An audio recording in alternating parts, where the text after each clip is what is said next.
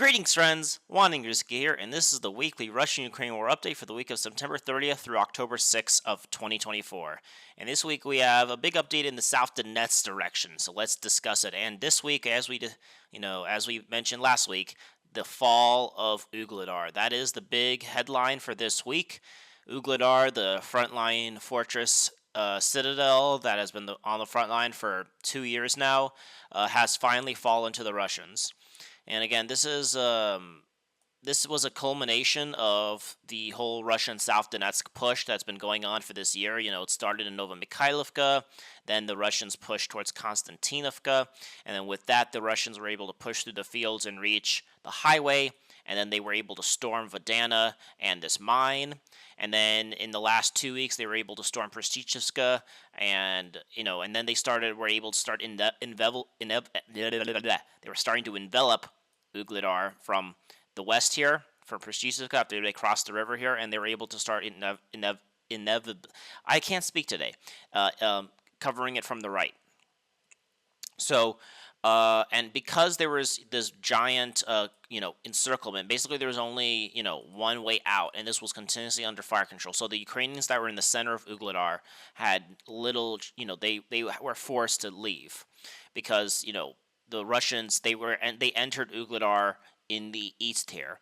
In the beginning of this week, they entered Vuhledar in the west here, and they were being pushed on two sides. The Russians have captured, the fields and this mine, and so, it was just a matter of time because of the Russian squeeze that they forced the Ukrainians out of Vuhledar. And so we have a bunch of, pictures of the Russians raising their flags in Vuhledar and things like that. So this gives the Russians now the dominant position to overlook where the Russians are pushing next, which is the northern part of the South Donetsk area. So the Russians will continue pushing north, and with now the high ground advantage on their side. This also puts the Ukrainian artillery further away from the Russian railway system. The Russians use the railways to move a lot, and the rail line for Donetsk, you can see it kind of rolls through here, and it goes to Volnovka, and then from here it goes down to Mariupol. But as you can see, it goes from it's not like it goes south like this. It goes this way, and so it was actually under a threat of being struck by Ukrainian artillery. But now that they took Vuhledar and are now pushing the front line away from it, that actually secures the rail line a lot easier for the Russians. And the Russians have made some more progress as well in this sector. The Russians, after the capture of Vuhledar, have captured some of the fields that are to the north of it as well. And along with this, I don't know if they did this last week, but it should be mentioned the Russians also have captured some fields beyond the mining colony number 3, which is here. So the Russians right now are probably clearing the fields, and the Ukrainians are falling back to Novoukrayinka and Bogdanovka. So the battle for these two villages are going to start very soon, and we shall see if the Russians continue pushing. Are they just going to stop with Vuhledar, or are they going to continue pushing? My guess is that they will continue pushing. However, just because they have the advantage now does not mean that it's easy pickings from now on, because the Ukrainians have for 2 years now, have been able to build a bunch of trench networks all the way up to Kharkova, because they know the Russians are pushing in the south. Now, pushing from the north here, the Ukrainians did not expect this, so there's not as much defenses here as there would be coming from the south here. So, despite the Russians pushing northward here, there's still a lot of fortifications and trenches that will take a long time to push through. The Russians, however, are still pushing, and the Russians are now battling for the village of Katerinovka here. This is probably in conjunction to try to secure the flanks a little bit. As they push towards Bogdanovka, they want to be able to secure their eastern flank here. So the Russians have captured about this much of the fields, and of some pro-Russian sources are saying that they have actually entered Katerinovka, and the battle for this village is already ongoing. Some sources are saying they even captured this eastern part of the village, and they're probably also storming this farms at the moment. So they're probably already in Katerinovka. We actually have geolocated footage of the Russians being here. So I have no doubt that the Russians probably already have a bit of a foothold in this village. And who knows? Maybe by the end of next week, they might even have captured most of this village. And from this, and also the Russians are pushing in the north here. Um, they took the gardening community when they took Konstantinovka. However, they are now pushing beyond this. They have finally captured this farm right here, and they actually have pushed along this road and are now advancing towards Antonovka. And they're probably what they're hoping to do is that when the Russians clear Katerinovka, the Russians will storm Antonovka from here, and they could storm it from this area. Now, they could probably take Antonovka, but once they take Katerinovka and Antonovka, then they'll have to deal with the Ukrainians that are still in these fields right here. Because now, if they want to continue pushing northwards towards Uspenska, they have all these fields that are crawling with Ukrainians, and, they could attack them on the flanks. Right now, Konstantinovka is protected because they were able to secure the northern flank with the advancements in Pobeba and things like that. But if they want, they could probably take these two villages, but if they want to advance more, their flanks will still be a bit more exposed. However, this is probably just to cover the advancements towards Bogdanovka, so that when they capture Bogdanovka and start advancing towards Uspenska, they could then try to do like some sort of double envelopment to try to like attack these villages in the south of Uspenska from behind, from the west, and then also and then they could have like a front line. So they have at least one of their flanks secured, but then they just have to focus on holding off the Ukrainians attacking from the fields here. So yeah, that's the South Donetsk direction. The big thing of the day is the fall of Vuhledar, and we shall see how the Russians develop that success. We're going to now go to the Pokrovsk direction, which is kind of, as I mentioned last week and the week before that, these two, the Pokrovsk direction and the South Donetsk direction, are interlinked. They are, the advancements that are happening in the Pokrovsk direction are here to link up with the advancements in the South Donetsk direction to start encircling Kharkova. But right now, they still have to do their parts in order to reach that end goal.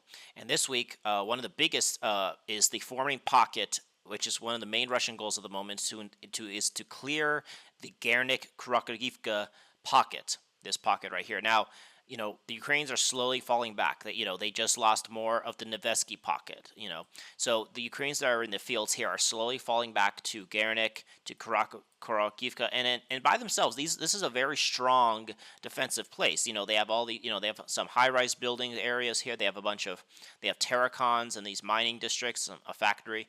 So this is a strong area that they could defend. However, the Russians are encircling it and are starting to cut it off, and this is going to be one of the main focuses of the Russians for this year. And the Russians are moving from the north here and from the south. Let's talk about the south. After the capture of Hostra and the prison colony right here, the Russians have made a big breakthrough into the village of Ostroyska here, this village right here. Sources are saying that it's still being contested, but that the Russians are, and we have some geolocated footage of the Russians disembarking here, but this was a few days ago. Now, did the Russians get defeated and pull back? Did they consolidate? We don't know yet, but if they have consolidated and defeated the Ukrainians here, then the Russians will basically use the Vuchka River as the defense, and capture something like this. So this, and with the capture of this Ostrivka, this was one of the main goals because now it cuts off the retreat in the southern direction. So now the Ukrainians can't use these roads to retreat towards Kharkova here. Now they still have defenses, escape routes in the north here. So if they want to retreat, they could retreat through this way and then, try to reach Kharkova from the north here and such like that. However, while the Russians have had some very strong success with this breakthrough into Ostrivka, which has cut off the southern retreat for the Ukrainians guarding these two big towns, the Russians are making progress in the north, and this week was basically the battle for Tuskarina here. The Russians last week were in the midst of encircling it, and this week they have fully moved into it and have captured most of this town. They have captured everything on the eastern part of the rail line, and they have actually crossed the rail line and have captured most of the time of the residential area on the western side of the residential area. Now the battles are going on towards the end of this week for these farms right here. So the Russians and the Ukrainians are battling for these farms as we speak. However, this is just to secure, the Tosarinica as a springboard for further advancement south. And we see this as the Russians have also captured this big mine right here. And with the capture of this mine, not only secured, uh, they're now pushing southwards. And some pro-Russian sources are saying that the Russians have entered Novoselidivka and Ismailivka here. And so these two little villages right now are under Ukrainian control, according to most mappers. However, sources are saying with the capture of this, the Russians are going to storm are now have like sabotage and reconnaissance groups in these two villages. And if the Russians are able to secure themselves in these two villages, not even Ismailivka, but let's say they manage to, they will continue moving along the rail line here. Let's say they capture these farms, and let's say they clear something like this. They take Crimea and Balka, and then they could start advancing southwards. And they could then, they're storming, obviously, Novoselidivka, and then they could capture this village. So let's say something like this. This is where the Russians are aiming towards, and this is probably what we'll see by the end of next week. But when the Russians are in this position, the Russians then have a clear push that they can use along the rail lines to reach Berestivka here, and continue pushing southwards here, and then to Ilanivka, Stepanivka, these three villages. And basically, once they reach it, then that fully cuts off. So the Russians will be here. The Russians will then be here. So then here, unless the Ukrainians want to swim through here, I guess. But this basically cuts off all the road junctions for the Ukrainians. So the Russians are trying to create a pocket here, and this is very dangerous for the Ukrainians. And we shall see if the Ukrainians even hold this. It'll be one of the biggest gains in terms of encirclements in a long time, because if the Russians just try to chew through this, it would have taken forever to chew through Hirnyk and Krakovivka. But if they encircle it, they could get it without a fight. So that's what's happening in that direction. Also in the Pokrovsk direction, the Russians are continuing their envelopment of Selydove. Instead of attacking it directly, the Ukrainians sent a bunch of reserves here to guard it, so a direct attack slowed down. However, the Russians, with the capture of Ukrainsk a few weeks ago, are now improving their positions here. They have captured this area right here and are trying to move along the rail lines towards the village of Vishana.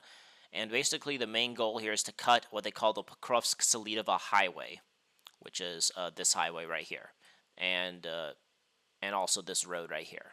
So these are the two roads helping support the garrison in Selydove, and the Russians are trying to encircle it. So the Russians are advancing in the south, but they are also advancing in the north here. We have some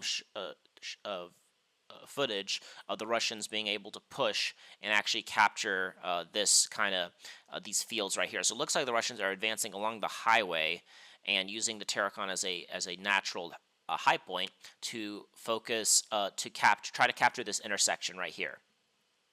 And if they could capture this intersection, then they can meet up with the Russian troops trying to march towards Vishana and then cut off Selydove and encircle it. That is also one of the main Russian goals for this year, is to finally encircle Selydove, and hopefully the Ukrainians give up it without a fight.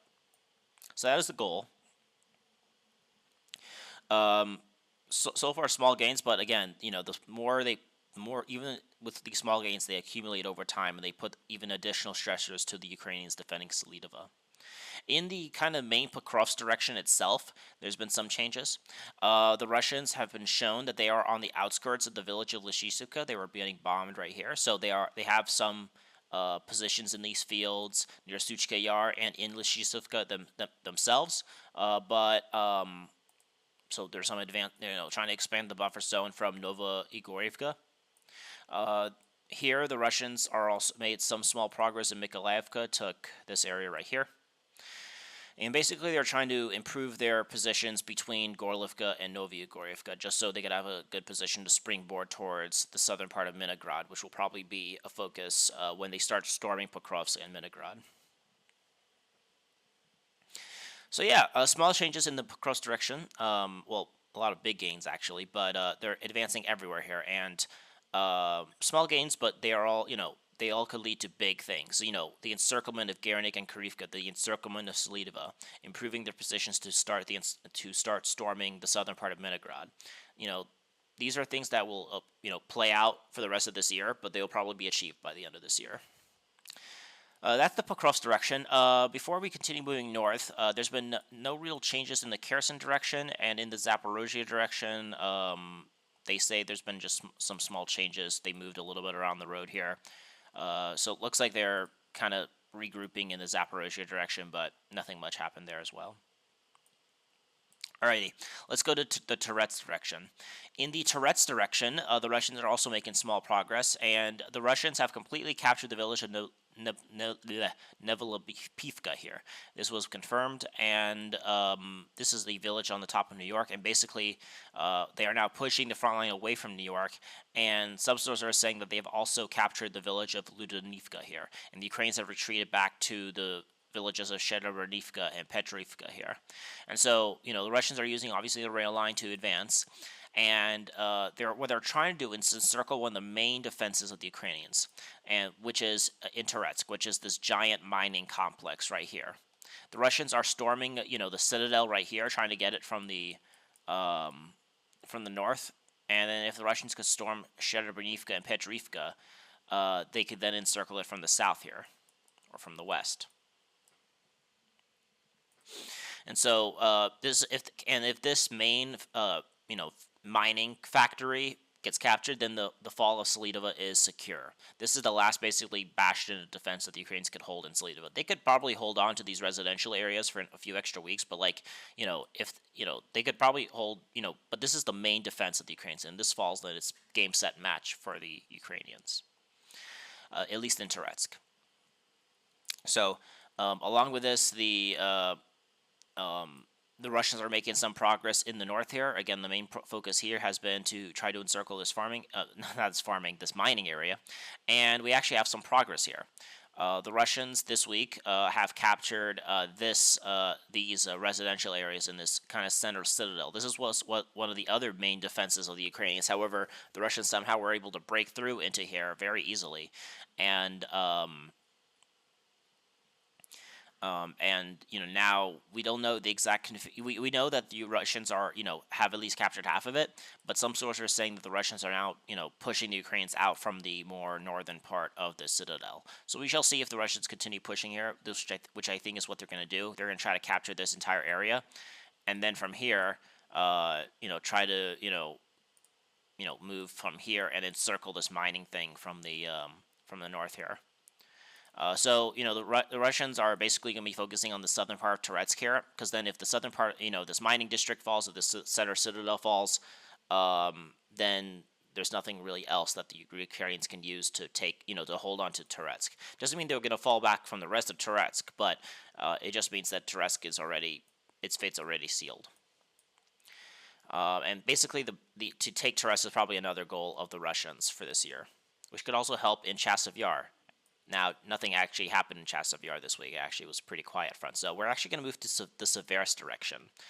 In the Seversk direction, we actually have some interesting news coming from it. So first of all, the Russians have captured the hills to the north of Spornia here. This is good because the Russians have took Spornia a few weeks ago, and however the Ukrainians are still in control of the fields that are to the north, and this kind of hinders the Russians trying to secure themselves in Vimka, Ivano-Dyrivka, and Spornia. Because the Ukrainians have the more high ground position, and they could, have a better defensive and also go on the offensive and drive the Russians out of these villages. And that's why Spornia took so long to take. And so capturing these hills helps secure Spornia a lot better for the Russians. But one of the biggest news that came out is that the Russian Ministry of Defense said they have completely captured the village of Verkhomayeska here, this village right here.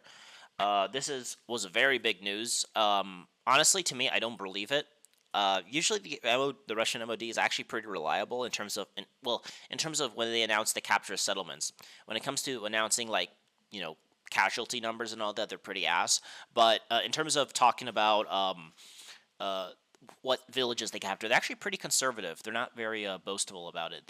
But I think this is one of those cases one of those rare cases where they are a bit boastful, because I don't think they have captured this. I think maybe they started advancing towards it, and the Russian commanders who are not in the main fight, the Russian commanders in the group of center, they call it, in the cross direction. They always talk about a new gain they have. They have all the glory, but the Russians,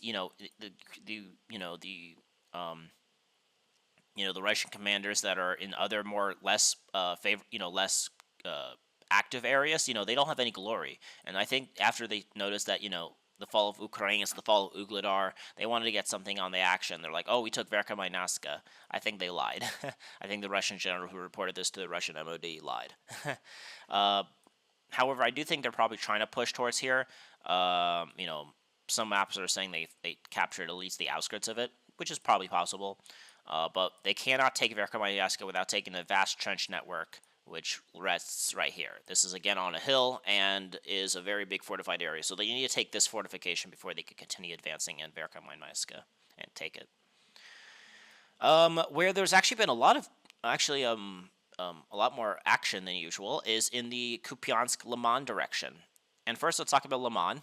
After the capture of Makivka and Nevsky, the Russians are now trying to clear the entire Ukrainian bridgehead on the Zhierbets River. The Zhierbets River, you know, we've talked about is this area right here. And as we see, the Russians are going to be moving from the south here and also from the east. And from this area, with these two pinching maneuvers, they're able to start, you know, they're going to try to take Novodolovka, Terny, and Yampolovka. And then, you know, using the Zhierbets River on their side as defensive, they're going to push all the way to Torskoye. And then that will be the gains for the Russians here. The Russians made some gains, mostly in the fields here. They took this area right here near Novosko. They actually pushed more towards Terny here, and so they're making slow and steady progress towards these two villages. And I would expect that the Russians will probably try to make a breakthrough here. And I wouldn't be surprised if in the next week or two we probably see Novosadovka fall, and then we'll start seeing Terny, which is where the Russians tried to push earlier this year but failed. So it'll be a bit of a payback for the Russians.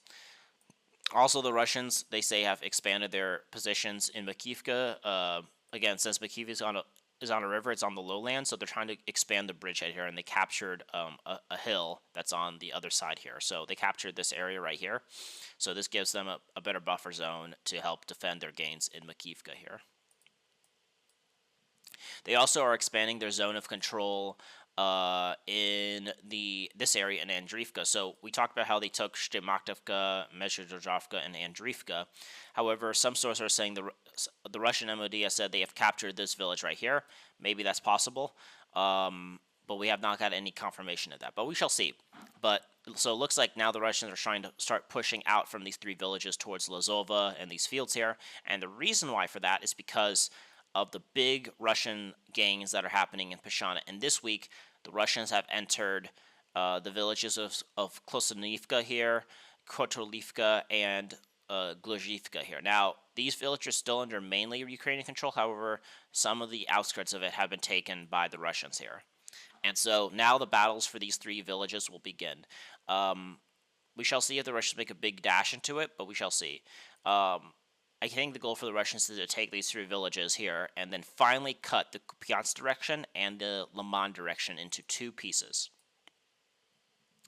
And then when they could cut it in two, once they finish battling for these three villages, they could again continue advancing south, and they will probably be unopposed until they reach the village of Borova, which is one of the main logistics centers for the Ukrainians here.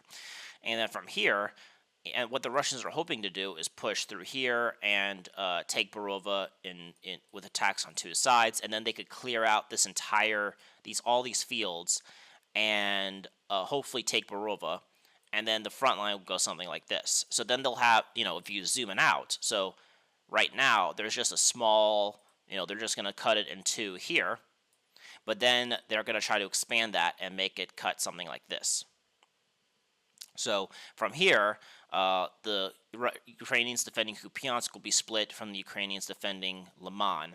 And then once Borova falls, the Russians could continue pushing south along the Osko River and then reach Liman from the north.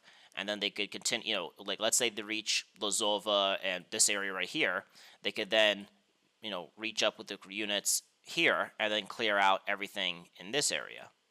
So, it's a double envelopment that, they don't have to storm these things directly, but, it's just that once the Russians continue pushing down along the Zhierbets, along the Osko River, they'll be able to clear these fields a lot easier. So, yeah, a lot of good progress in the Kupiansk direction, and we shall see how if the Russians are able to take these 3 villages in the next week. There's been no changes in the Kharkov direction after the recapture of the aggregate plant by the Ukrainians. In the Kursk direction, there's been just some small gains. In where we talked about last week how the Ukrainians are trying to stop the Russian offensive in this area right here, and last week they captured Vasola. However, the Russians have recaptured Vasola, and so the Ukrainians that are trying to push towards Golosovka got a big setback. In the but however, the Russian offensive has slowed down, and I'm pretty certain that the Russians will probably just try to, uh, you know, ha- you know, have something like this, kind of have the front line go something along like this here. So the Ukrainians were able to hold on to their main defenses here. However, the east, everything, the battle for Kornova has ended, and the Russians have basically were able to secure their gains here.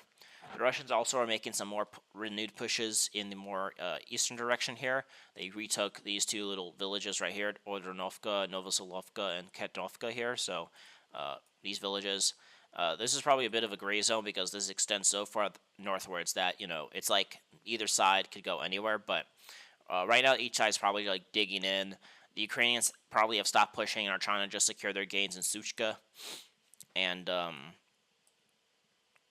they're also trying to secure Suchka from the north here. So they have secured gains here. They have, so they have some positions away from Suchka, which is the main Ukrainian stronghold here. So we shall see if the Russians are going to push from the eastern direction. They pushed in the western direction, made a lot of progress, but now they slowed down. So we'll see if the Russians will continue pushing, or if this just devolves into a stalemate and the Russians just keep this as is. So that's the end of this week. A lot of small gains. We're kind of back to the small gains. However, these small gains are now are pretty significant in that there's a lot of the fruit of them will lead to a lot of good tactical victories. And especially in this Pokrov South Donetsk area right here. So that's the end of this video. Hope you guys enjoy. Be sure to give this video a thumbs up, subscribe to my channel if you want to continue seeing these weekly Russian-Ukrainian war updates, and comment your thoughts of this war or, what you guys think of what's going to happen. So aim high and wander on.